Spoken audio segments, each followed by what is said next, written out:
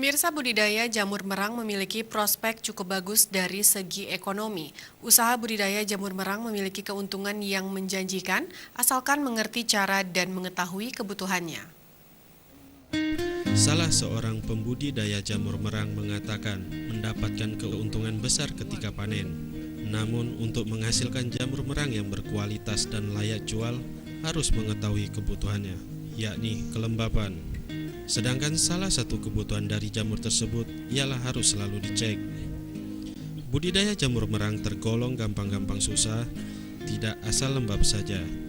Budidaya jamur merang bisa 2 kali mengalami masa panen dalam 1 kali pembibitan. Itulah yang menjadi salah satu keuntungannya. Meski memiliki keuntungan, namun budidaya jamur merang kerap memiliki kendala. Kendala yang kerap dialami seperti suhu, kelembapan, dan jerami sebagai media jamur yang terkadang sulit didapatkan.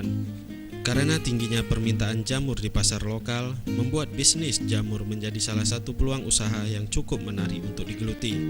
Apalagi saat ini kebutuhan jamur masih kurang. Ini merupakan peluang bagi masyarakat yang mau belajar, sehingga masyarakat dapat menambah perekonomiannya.